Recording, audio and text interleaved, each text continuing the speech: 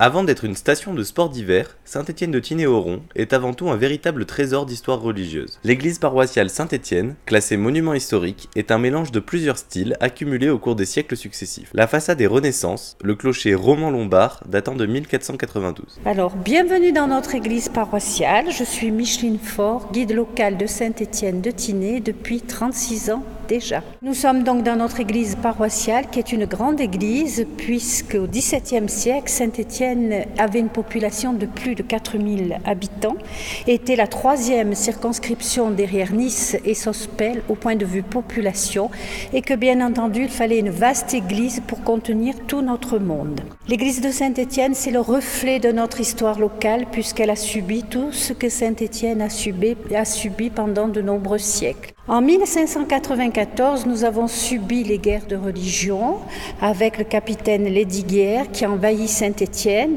et donc l'église a été fortement abîmée et nous avons attendu de nombreux siècles pour donc la reconstruire. En 1615, une sorte de délibération a été prise pour demander aux gens de Saint-Étienne de reconstruire leur église, mais comme après donc l'invasion des troupes de Lesdiguières, Saint-Étienne était complètement rasé, que les gens de Saint-Étienne n'avaient plus d'argent. On a attendu de nombreuses années jusqu'à l'intervention en 1784 de l'évêque du diocèse qui a mis en demeure les gens de Saint-Étienne, soit de raser l'église, soit de la reconstruire. Nos ancêtres ont donc choisi de reconstruire notre église. Donc notre église a été terminée le 4 décembre 1789. Elle est donc de style romano-byzantin et s'apparente à Saint-Pierre de Rome dans sa construction, bien évidemment avec le faste de Rome et la grandeur de Rome bien moindre, mais donc église romano-byzantin du XVIIIe siècle. Il reste néanmoins le chevet de style gothique, donc de la première église de Saint-Étienne. Je suis heureuse de vous présenter le maître-autel de notre magnifique église, qui est un maître-autel qui date de 1699 et qui est de style baroque. Sur les autels de style baroque, on trouve toujours est représentée la Vierge Marie. Ça dépend où on va. Par exemple, la Sainte-Dalmas, elle est sur la fresque. Sur les Trinitaires, elle est sur l'autel. Ici, elle est également au-dessus du tabernacle, donc sur l'autel. Je suis heureuse aussi de vous présenter nos deux saints patrons de Saint-Étienne, qui sont bien sûr Saint-Étienne qui a été martyrisé en l'an 36, qui est notre premier patron puisque le village porte son nom. Et le deuxième patron de notre église, c'est Saint François de Sales. Saint François de Sales, c'est un évêque savoyard qui a fait le tour des diocèses de Savoie pour demander qu'on reconstruise des nouvelles églises après la contre-réforme. Et bien entendu, Saint François de Sales est venu rendre visite à Saint-Étienne pendant quelques jours, donc à l'époque. Alors maintenant aussi, nous allons partir à la découverte de notre patrimoine religieux dans Saint-Étienne, puisque Saint-Étienne compte 7 chapelles, en comptant celle bien sûr de Saint-Maur. Et nous allons certainement tout au long de notre promenade découvrir Saint-Sébastien 15e siècle, chapelle de Canavese Balaisone, la chapelle Saint-Maur 16e siècle et la chapelle des Trinitaires qui est de la fin du XVIIe siècle.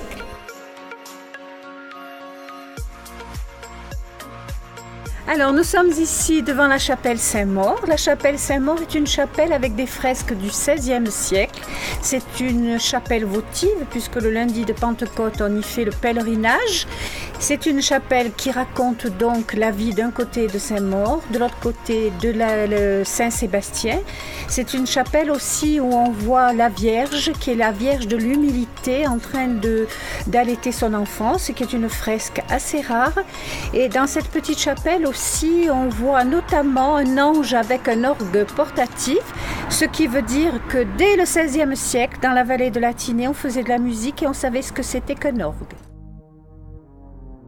Alors nous sommes ici dans la chapelle des Trinitaires. La chapelle des Trinitaires, elle est du XVIIe siècle, fin du XVIIe siècle. Les Trinitaires, l'ordre des Trinitaires a été créé il y a 800 ans par Saint Jean de Mata, qui était originaire de Faucon, les Barcelonettes, qui se trouve donc à 60 km de Saint-Étienne. Les Trinitaires sont restés à Saint-Étienne jusqu'au moment de la Révolution. Dans la région parisienne, on les appelle d'ailleurs les Mathurins. Les Trinitaires, l'ordre des Trinitaires sert à racheter les esclaves chrétiens au barbaresque.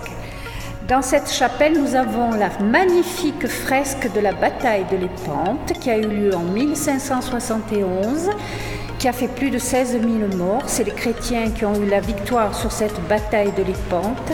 Et on retrouve cette bataille de Lépante dans notre chapelle grâce à notre appartenance à la maison de Savoie, puisque la France n'y a pas participé. Alors nous allons terminer notre périple cultuel par la chapelle Saint-Sébastien, qui est une chapelle du XVe siècle qui date de 1492. Les fresques de cette chapelle ont été réalisées par deux grands peintres, Canavesio et Baleisoni.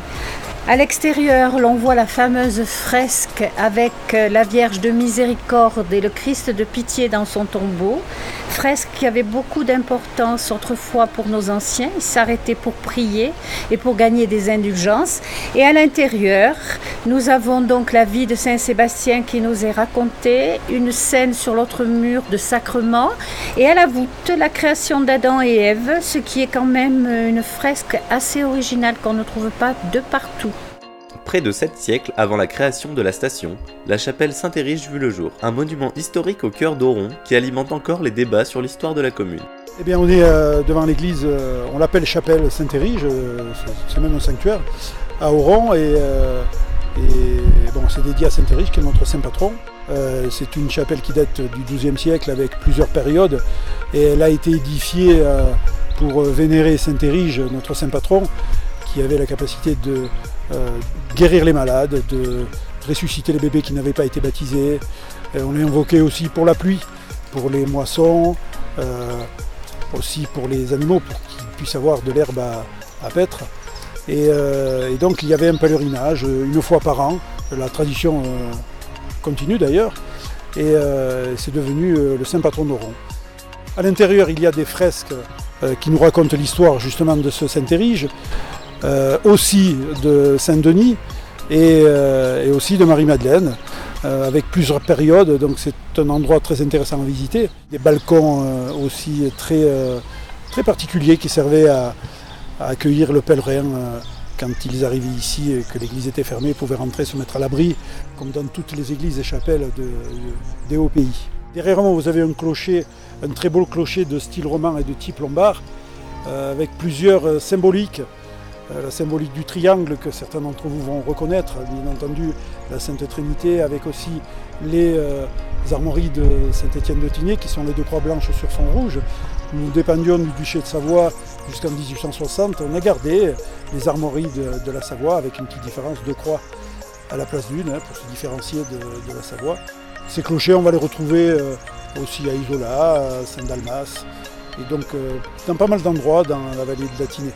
Et Marie-Madeleine est un personnage très important pour nous ici à Oron, puisqu'à partir du XIIIe siècle, on va avoir une représentation assez extraordinaire à l'intérieur de sa grotte, en majesté avec ses longs cheveux blonds, puisqu'elle nous protégeait aussi les moissons. Et donc c'est une sainte qui a beaucoup œuvré pour le christianisme, et c'est peut-être celle qui a le plus œuvré. Elle va avoir un rôle très important avec le Christ, vous voyez que je mesure quand même mes propos. Et donc jusqu'à ce qu'elle finisse sa vie dans cette fameuse grotte à la Sainte-Baume. Et on va retrouver ces reliques à la fois à trois endroits. Saint-Maxime à la Sainte-Baume, à la Madeleine à Paris, mais aussi à Vézelay. Vézelay est un important endroit aussi pour le christianisme. Oui, Marie-Madeleine, on l'invoquait pour les moissons. On nous protégeait les moissons ici à Saint-Étienne de Tinée. Et on la retrouve d'ailleurs aussi à Saint-Étienne de Tinée, dans une chapelle, la chapelle Marie-Madeleine. La fête médiévale a un lien très important avec notre site, puisque notre site, les périodes les plus importantes de cette église de Saint-Érige ici à Oron, c'est le Moyen-Âge. XIIe, XIIIe et milieu du XVe siècle, on va dire. Donc on est en pleine période du Moyen-Âge. Les fêtes médiévales, le thème principal, c'est le Moyen-Âge. C'est aussi un petit peu la mode, les gens aiment bien revenir à notre culture et nos traditions. Et il faut voir autour de nous, dans les villes et dans les villages aux alentours, il y a pas mal de fêtes médiévales qui sont organisées. En ce 28 juillet, prenons un peu de hauteur pour le pèlerinage de Notre-Dame du Très-Haut. Un grand moment de ferveur et de rencontre en altitude, en hommage au retour des populations des villages de la vallée, évacués en juin 1940. Cette année, 2 prêtres du Burkina Faso sont venus assister au pèlerinage. Nous venons du Burkina Faso, précisément du diocèse de Diebougou, pour un service pastoral durant cet été. Bon, il faut dire que nous avons profité d'une très belle occasion qui nous ont offerte des amis pour venir découvrir une des plus belles régions de la France et de l'Europe, puisque nous avons là la plus haute route d'Europe. Bon, c'est très impressionnant de voir ce haut lieu. Et le climat est un peu frappant. On n'a pas ça chez nous ordinairement.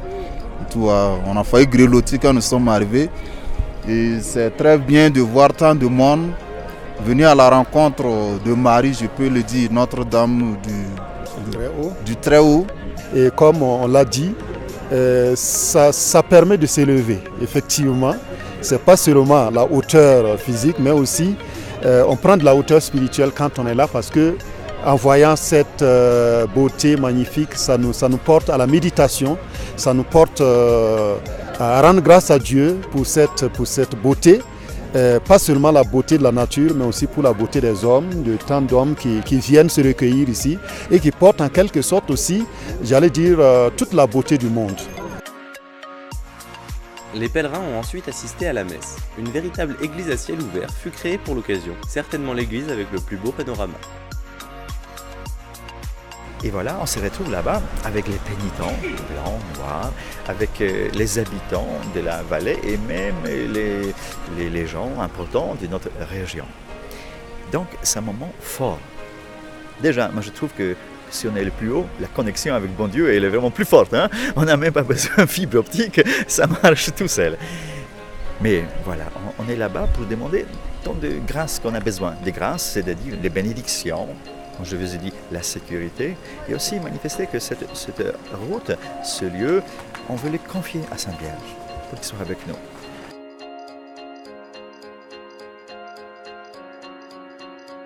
Saint-Étienne de Tinée est une commune qui regorge de trésors cultuels. De la plus petite chapelle jusqu'au sommet de la Bonnette, cette émission ne montre qu'une infime partie du patrimoine religieux. Mais des guides locaux investis proposent des visites régulièrement, et depuis peu, la commune met à disposition dans les offices de tourisme des audioguides.